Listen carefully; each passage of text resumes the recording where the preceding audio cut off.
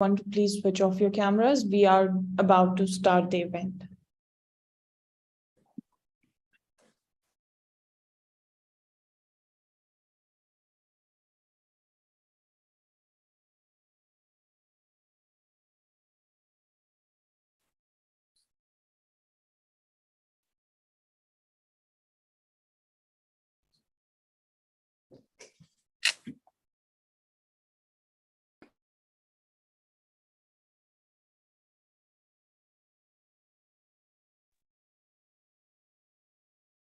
Hello, everyone. Hope you all are doing well. This event will begin shortly. We are waiting for all the invited guests to join our event. Thanks for your patience.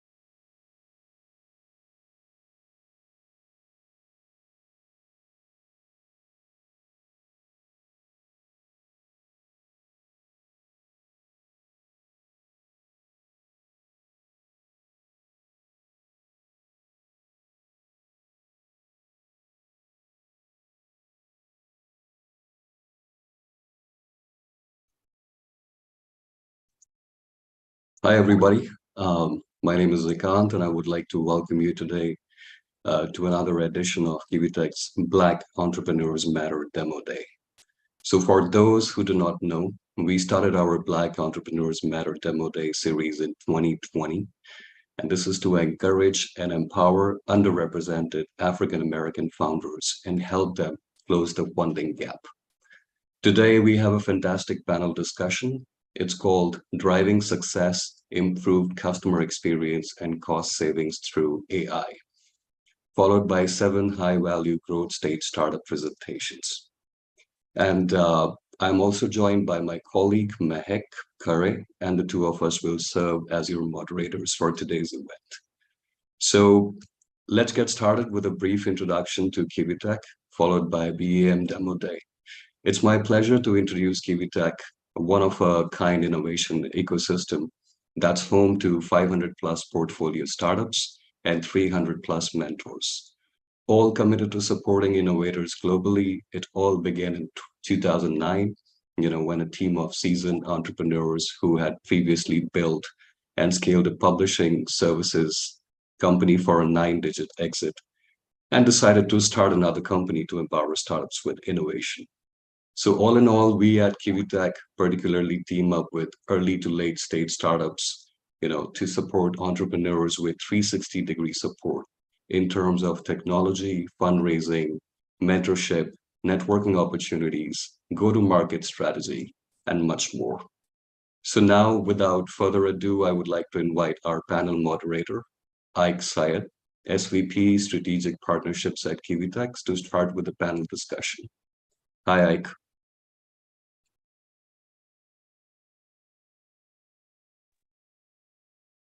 Ike, how are you doing today? I'm doing wonderful. Can you see me and hear me? I can see you. I can hear you. Good to see you. Same here, Ikant. Thanks so much for doing that. Really appreciate it. Well, good morning, good afternoon, folks, depending on which part of the world you are dialing in from. As Ikant mentioned, my name is Ike. I'm the SVP of Strategic Partnerships at KiwiTech, based in Washington, D.C. Super excited today to moderate a fantastic panel discussion with our panelists, Anita Roberts, Lee Harris, and Safia Rubb.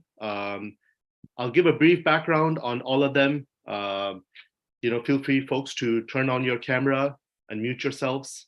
And again, I'll just give, again, a very brief background on them one by one. So Anita is the managing partner at Silicon Hill Capital. She is joining us from Austin, Texas. Lee is joining us from New York. She's a venture fellow over at Artemis Fund.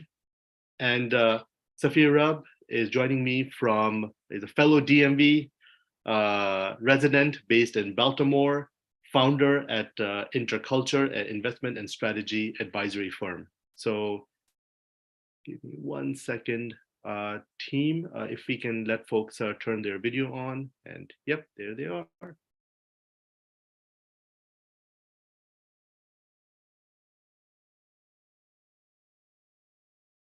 Fantastic. So we have about 25 minutes for this discussion, so I'd like to make the best use of time. If folks have any questions, feel free to put it in the chat window, in the Q&A. We will get to them towards the end. We have about 10 minutes or so set aside for Q&A. So let's just dive right into it. I think not a big secret that Black entrepreneurs in the US have historically faced disparities, to say the least, when it comes to securing VC funding.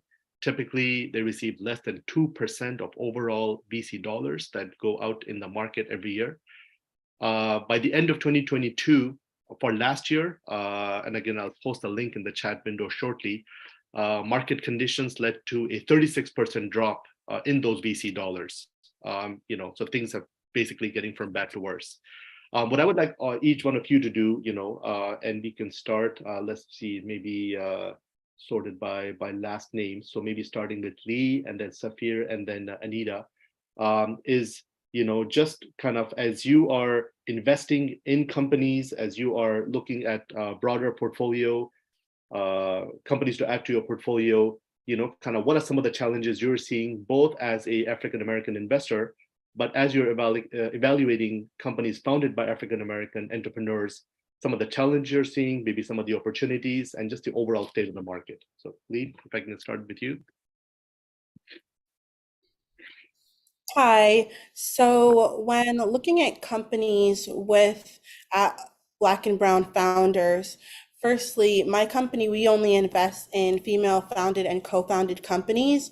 And since joining them a couple months ago, I've seen that they really don't see a large influx of minorities, being that I am also the only minority on my team. I think that as I start working with them more, I will be the one that will mainly be bringing in those Black and Brown founders to sort of move those venture dollars in their direction. But as I've been working with my company thus far, I think we only have like a handful, less than 5 Black and Brown founders, and the companies that I've been seeing them take calls with haven't been Black or Brown either. So it's been something that I've been pushing for and searching for woman-founded companies that are within the people of color spaces. Got it. And again, if folks look at the CNBC link that I just shared, I mean, it's incredible some of the data that it shares. So if you look at information from Crunchbase, while Black entrepreneurs overall get less than 2%, Black women get less than 1%. So even half of that when it comes to venture capital funding. And then similarly, I mentioned the overall VC funding dropping by 36% in 2022. As inflation went up, interest rates surged, financing for Black businesses went down by 45%. So even a much more sharper drop compared to the overall economy. That is the largest year-over-year decrease that Black entrepreneurs have seen over the last decade. Safir, your thoughts on kind of, where things are and how you're seeing it from your vantage point? Yes, thank you, Ike. First, since time is short, I will get right to it. I think that it's important for founders to understand context, and there's a lot to be understood about context. Why is there disinvestment or not adequate investment in women, in people of color that are founders, et cetera? And so that is a whole universe that must be understood, but it has a lot to do with the way capitalism is shaped and has grown up, and how the natural social relationships kind of affect how individuals interact, more than it is the consequence of some sort of inherent predisposed exclusion or racism. And I think that the optimism associated with that notion is very important to understand for competition. The second thing I want to say is that skills, attitude, knowledge, and experience are four things that should be excellent and superior, and oftentimes can overcome and supersede the barriers that tend to disallow normal participation or result in exclusionary and maybe discriminatory effects. So if you have a superior skill, a great attitude, strong knowledge of your addressable market or your solvable problem, and experience that you can point to either in your own repertoire or your team, those tend to be incredibly important when approaching founders. There's much more to say, but I will stop there since we're quite tight on time for this panel. Anita?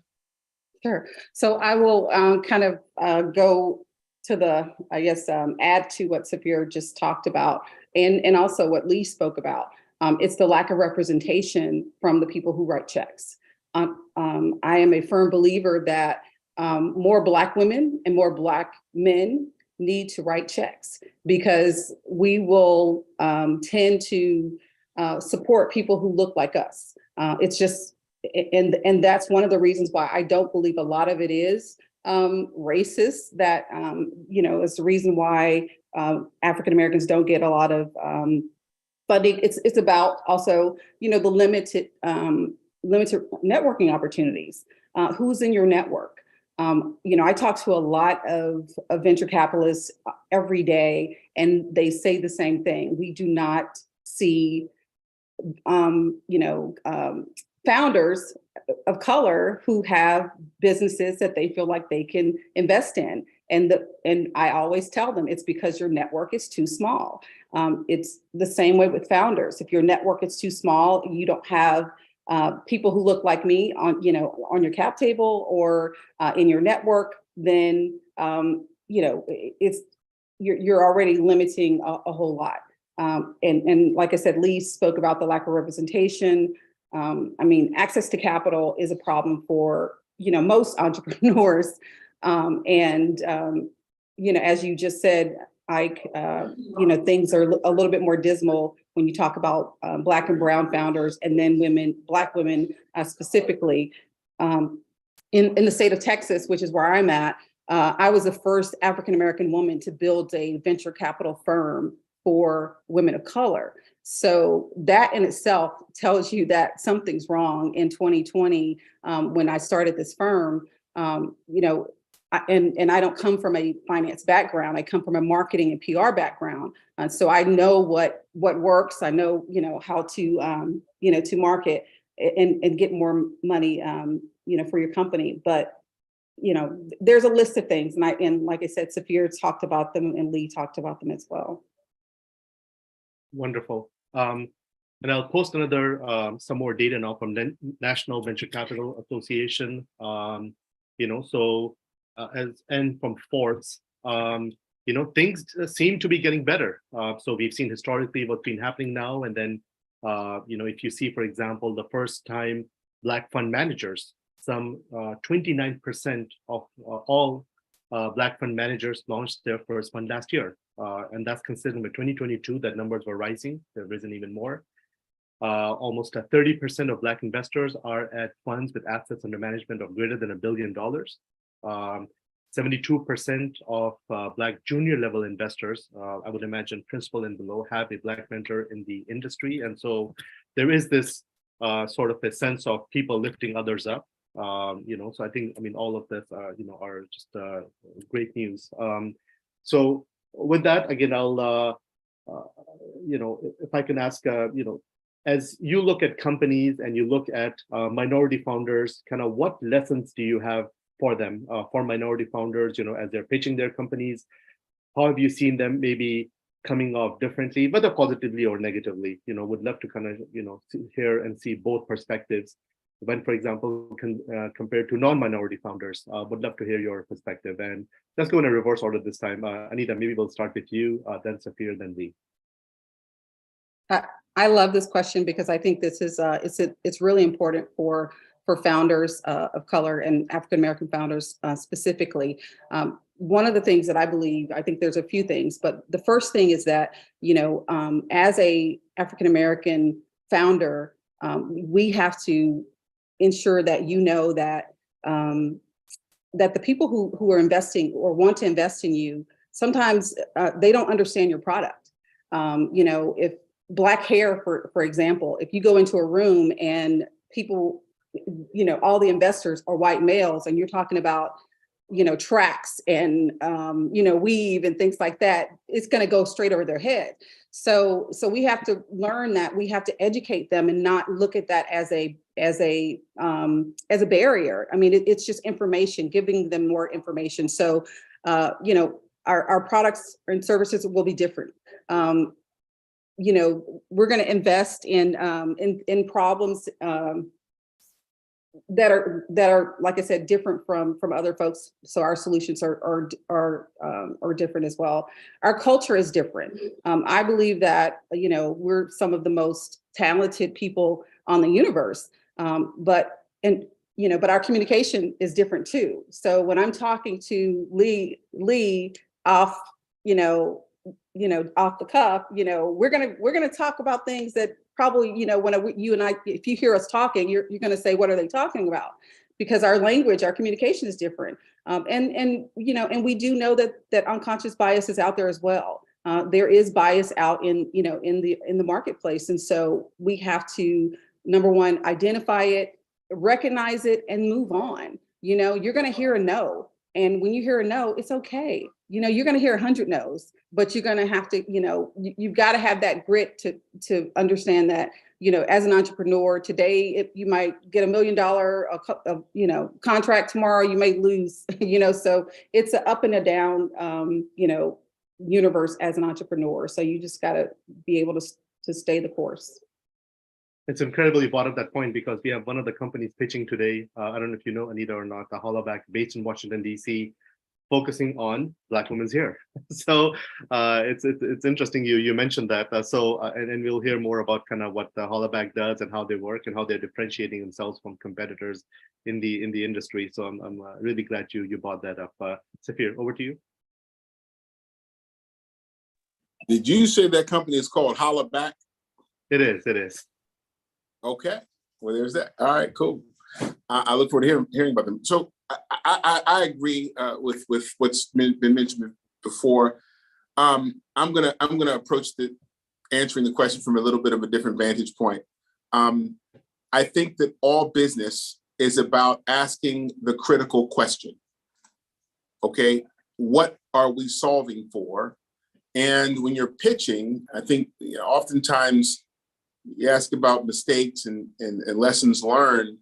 Oftentimes, the belief in one's product or service for founders is oftentimes more persuasively oriented, where they want to persuade, an audience that this is a great idea. I'm not saying that's the wrong thing to do, especially if you're a good salesperson and persuasive. It might be better to understand first what the money wants. The money always wants something. What do they want? What are they solving for? What is their asset class? What are they investing in? And how?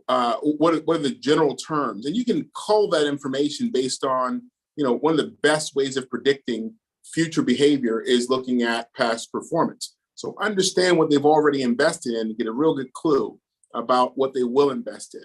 What is the domain expertise of the sort of things that have been previously invested in? What is the character and experience of the individuals who have been invested in? What does that team look like? Is it diverse? Is it inclusive?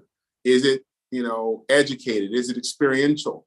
You also want to look at how you articulate the pain point and how you solve for a particular pain point within an addressable market.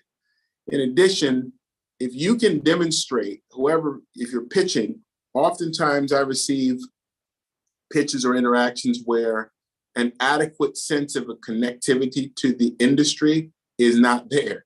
So I want to see, how do you understand not only the market, but also what connection do you have to ease the pathway to success to the market? And of course, diversity, equity, and inclusion in the Constitution of what's put forward. And the last 2 points I'll make. One is, I would say everyone, and it's almost a holdover for the fact that that the sustainability goals for the United Nations sustainability goals and how ESG has affected publicly traded companies, which is the destination of a successful exit. There's a desire and there's a look for what used to be called corporate social responsibility, these days called ESG, these days called impact. How you measure and embed impact, diversity, equity, and inclusion, ESG, are critically important. Don't wait for someone to look at the byline or the subtext where you kind of treat it as demonstrate where this is the ethos of said company, how you're approaching your business and the addressable market, which will achieve success. All of this goes to a greater likelihood of not only the urgency for your product, but also a sense of what is current. Lee? Well, I agree with everything that's been said so far. Like, you really have to do research on who your audience is and who you're pitching your company to. Like Anita said, not everyone's going to speak the same way that Black and brown people speak or understand what you're trying to do and what your company is trying to do for our community. You really need to be able to do your research and be able to communicate not just to Black and brown people, but to Caucasian people and to other different cultures in a way that they will understand what you're trying to do for your community or what your company is trying to do if it isn't specifically helping the Black community. As well as just being really scrappy and putting in the hard work, doing the research. If you think that you've done enough research, do more research on who you're about to present your company to. And not everyone's gonna understand what it is, and you just have to just go back to the drawing board and see, well, what is it, something that I could have done differently? Or do they just have they just not invested in a company like mine and are willing to stick their neck out for a Black or brown founder? So Got it. No, wonderful. Thanks for sharing that. So the tagline for today's event is driving success. How can you use to improve customer experience and cost savings through AI? And I want to spend a little bit of time on that. I do recognize this is a bit of a niche topic, because I'm sure all three of you have different investment theses. You have different segments of the market that you focus on. But again, the flavor of the month, or I guess maybe of the year, is generative AI. And again, I'll put this link in the chat window where we see in the last 5 years, VC funding for generative AI has gone up 10 times as much. So going all the way from 2018, when it received $408 million, to all of last year, 2022, when it went up to $4.5 billion. And then you see accordingly how angel and seed deals have also grown over time. So now generative AI obviously is being used for multiple purposes. So you see, for example, it being used for enhancing customer experience, whether it's AI-powered chatbots, virtual assistants, streamlining operations, intelligent process automation, or just good old cost savings. I know at a personal level, both for a project that I'm doing, or even at work, I've played around with ChatGPT, just been blown away by the results and the cost efficiencies, and even just playing with it, not even using it that seriously. At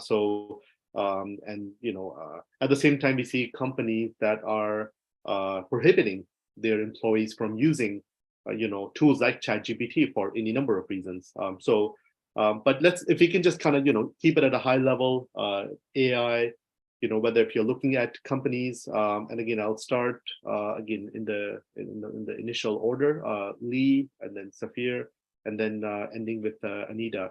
If this is a space you're looking at, if so, kind of some of the verticals that stand out at you, and then again in those areas, sticking with AI, generative AI, language learning models. Again, coming back to our Black entrepreneurs. Any unique challenges they face, any places where they maybe have a strength. I loved what Anita mentioned a little bit earlier, that that ability to kind of what's called the in-group speak, it really opens your mind, because you have to, you have to context switch almost. And even I find myself doing that, and I find, a lot of other minority founders and investors have to do that. But I think it's like any other language, right? The more languages you learn, the more you context switch, the more I feel, the more in tune you are with your audience, the more it improves your ability to listen and to share ideas and get across, thoughts and concepts. But you do have to master it, again, like any other skill. So again, if you are advising any minority entrepreneur, any African-American entrepreneur looking at AI, thinking about doing a company in AI, any advice you would have for them? So again, Lee, maybe starting with you. So my company currently isn't invested in any or investing in any Black or brown founders that are in AI. We actually just started talking and bringing AI into the conversation, and we'll start looking at AI as a whole, how it fits into our current thesis and what it means for the areas that we see ourselves investing in, and is AI something that we are willing to go more into in terms of investing. So that's been the topic of conversation this week, and we've just been doing more research about AI as a whole and how it relates to us. Sure. And there's a lot of deal flow coming, so you're definitely not late to the party. That's for surely. It's only going up and up and up from here, and people are calling it, Internet 4.0. But this is the same thing about Web3. So I'm not going to hold my breath. But yeah, you're definitely not late to the party. It's just incredible what's happening, with this new technology, and how it's able to pick up phrases, make those relationships, and give very intelligent answers, get you about, I always say, like 80-90% of the way there in a blink of an eye. And then, yeah, maybe the other 10-15% you have to spend a little bit of time and clean up. So, but sorry, Safir, go on. Didn't mean to cut you off. Please. Yeah, I mean, so I'm an advisor in Transform VC. It's a venture capital company, and we do have a segment of our company that and our portfolio companies which invest in AI. But I would, I'm not an expert in AI. I am involved in two such companies. One of them is, I have a sister who is a law professor, an Islamic law professor, and she has come up with a way to aggregate texts that are not normally available.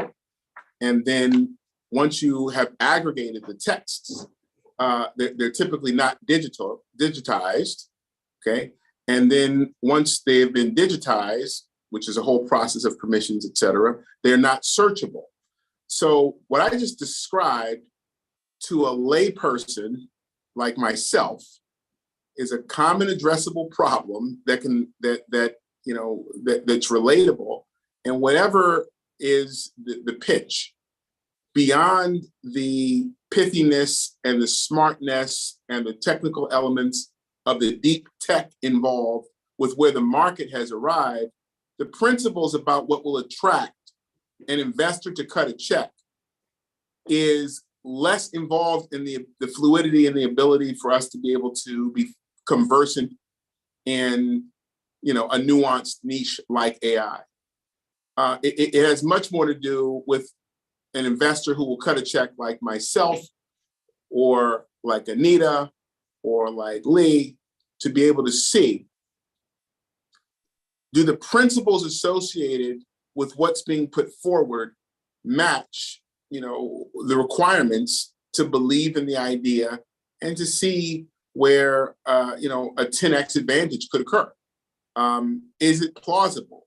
And so navigating the technical dimensions of deep tech and AI to fundraising and industry support, I would say are two separate matters.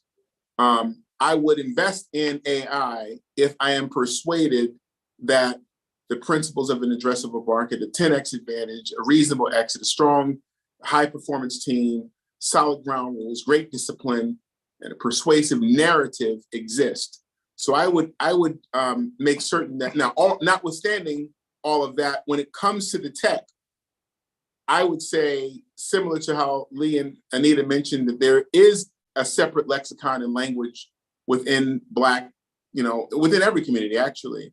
So if we talk about the Black community, as this the focus of this panel is, you should translate your language and code switch from deep tech AI to understandable language for lay people like me that might be willing to cut a check.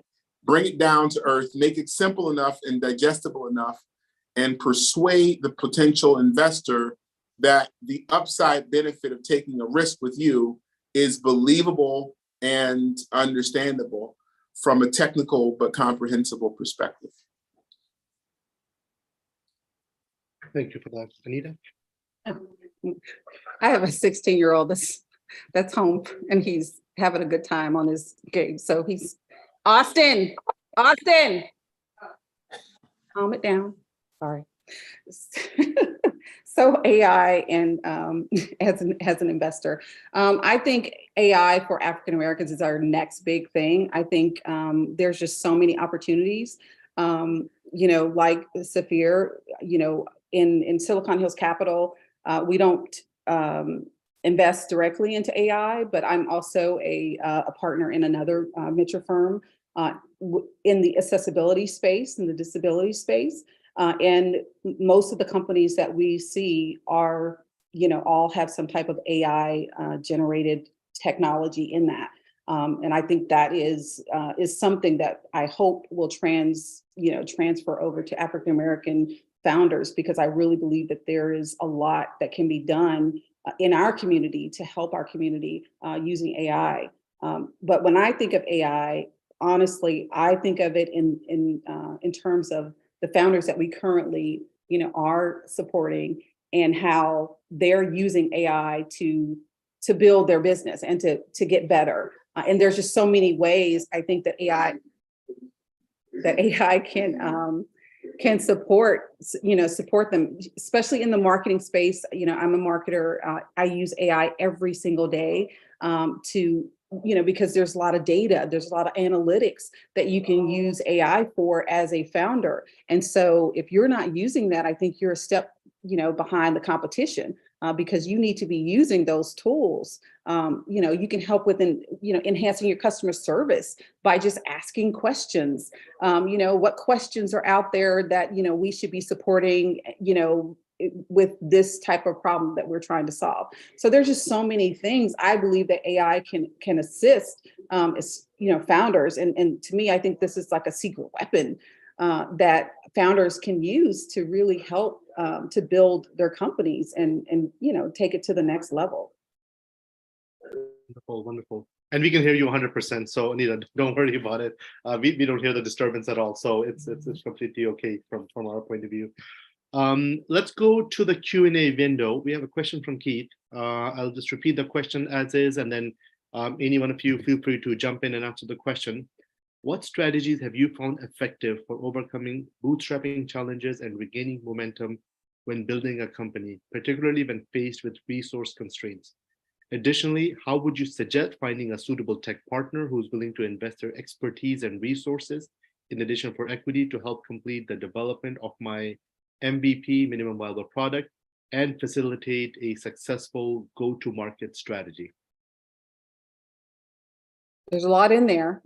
There's a lot. But when we're thinking about founders, Black and Brown founders, I think their first step, when they're thinking about access to capital, should not be venture capital. It should be honestly your last step. There's a lot of grants out there. I know when how we got started in the venture capital space is because I have a nonprofit, and we were giving grants. We gave over $250,000 in grants to Black and women-owned businesses during COVID, because they were not able to get PPP funding. So grants are out there. There's angel investors out there in the community that you're in. that will support you and at $5,000 and $10,000 level. It's again, you got to open up your network to be able to see those folks. You know, crowdfunding campaigns, there's a lot of crowdfunding spaces out there. I Fund Women is one of them.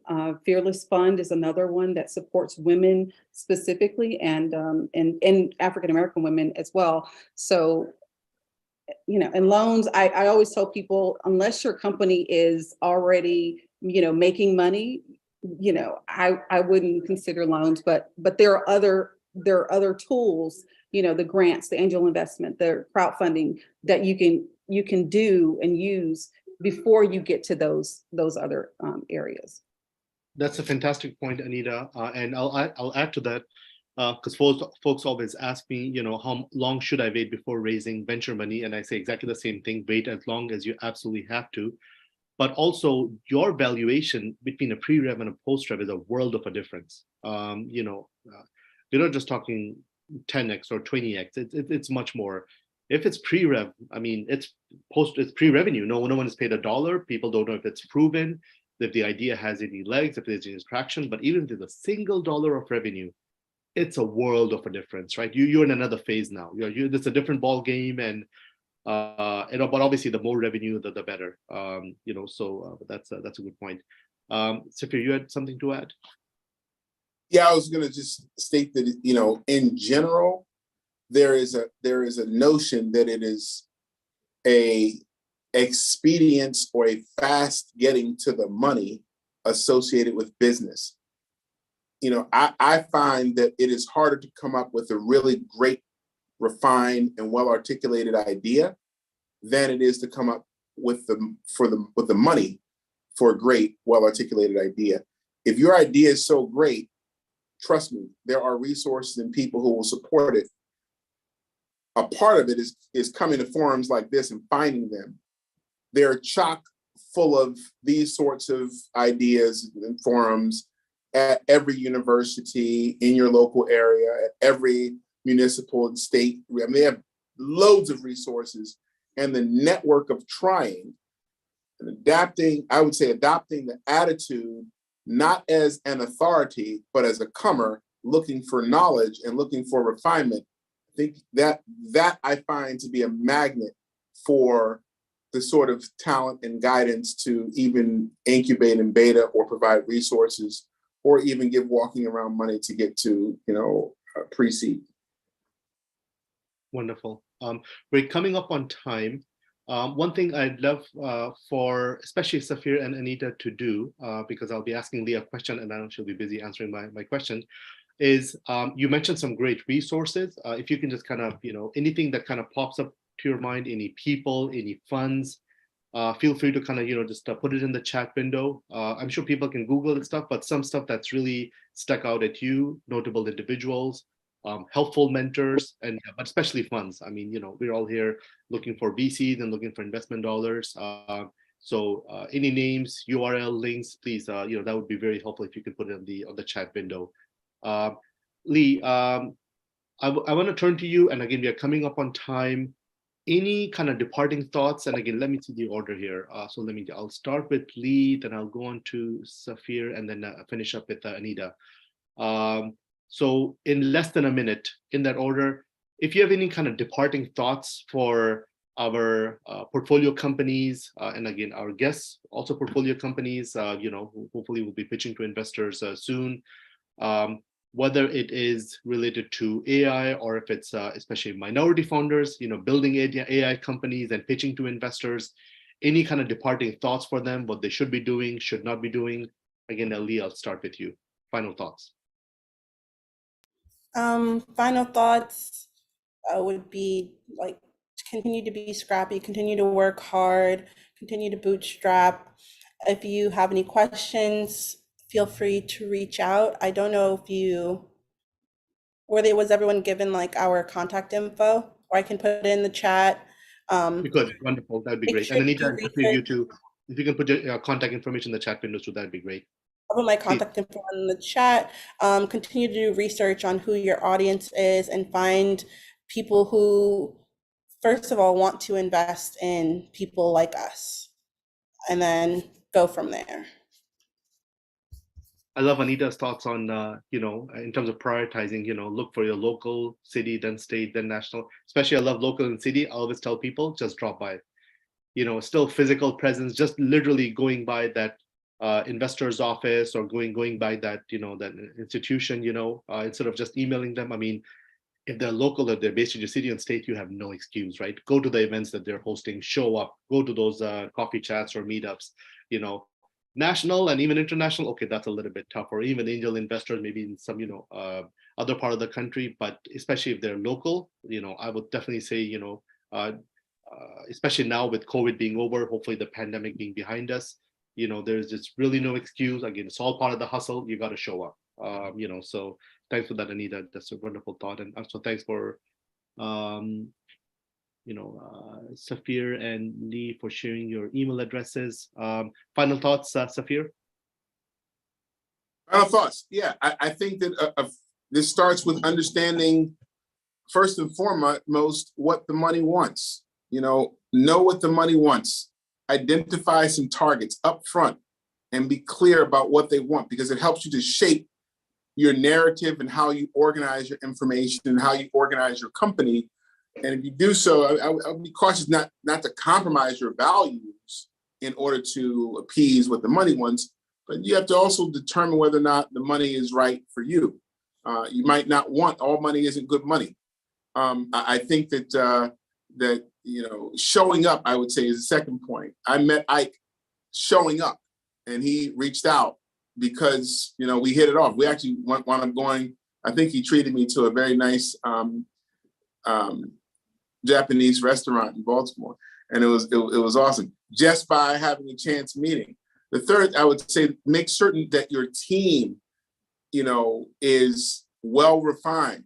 And even if you have people involved that are pro bono, that are just with you, and you're not paying them, or you'll pay them on the come, because it is ingratiating to an investor to know that you are not, a sole, lone ranger smelling your own pee. I mean, you really have to make certain that the pungent part of what you present is in how scrappy you are, as Lee mentioned. I would also state that impact. Like, you've got to be certain that the clarity of how you articulate your wares and your addressable market, what you have as a solution for it, both has the potential for growth, both has the plausibility for management, and has the likelihood of solvency if a risk is taken on you. The last thing I'll say is that the defensibility of your ideas, you should scrutinize them before you get before other people. Have someone do what we call a murder board, where they kind of look at your idea and really try to, blow holes through it and ask you the tough questions prior to trying it out on an investor. You want to, know that practice makes perfect. And if you practice enough and do the reps, trust me, you might not get it in one shot. I certainly didn't get it in one shot. There were many shots, it's kind of a culture of continuously trying, and at a point, you will definitely hit, and we'll be there to support you. So please do be in touch. Anyone who'd like to follow on with questions or for any other potential reason, my email is in the chat. I'm not sure how to follow that. Save the best for last, Anita. Save the best for last. That was some, yeah. Okay, so my advice, the first advice I'd give is, the people that we invest in is just that. We invest in people over products. The first investment that I made was for a company that I met the founder 5 years prior to even getting into venture. And I loved what she was doing. I loved that she was, building this great idea that, that solved the problem, and so get out there, network yourself, get out in the community, build a strong network in your local community, wherever you are. There are so many programs and services out in your local community. So please do that. Leverage your community resources. You know, to kind of piggyback on what Safir said was you know, that pitch deck, you know, regardless of what you're building, you have to recognize that as an investor, regardless of if I look like you or not, I still am looking for certain things. And so you need to ensure that your deck is a compelling deck and it has all of the things that an investor is looking for. And, you know, obviously being in a program like KiwiTech is helping you to be able to do that. So, so take the advice that they give you when, you know, if you need to, you know, you know, to change it, because to me, it's like a resume, right? You know, they tell you if you're looking for an HR job, you know, you want to change that to make sure that, you know, they understand your HR focus. If you're going to a tech, you know, you want to make sure it's tech focused. So, you know, make sure you know what, like Lee said as well, you know what they invest in. Don't go to a company that, like Lee said, the Artemis Fund, they invest in women. Don't go to the Artemis Fund if you're a man and you're like, oh, I have this great product and I can make them invest in me. They don't invest in men. So do your research on the investor as well.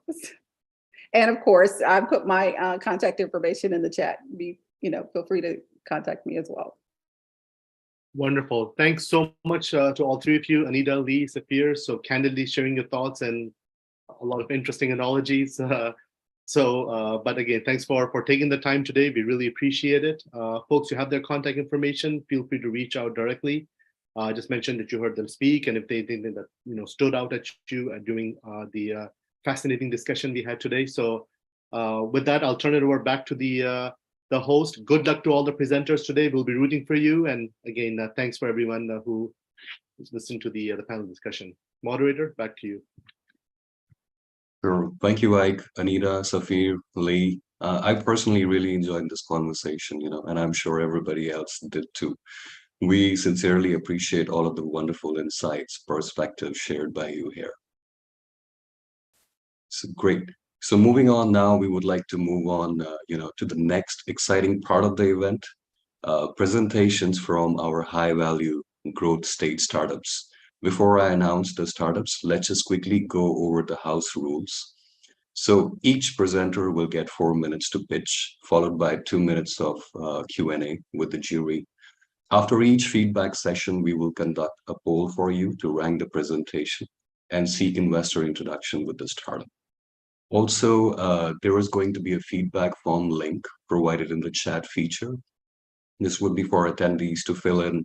It helps us to maintain and improve the quality of our events. So please don't forget to fill the link.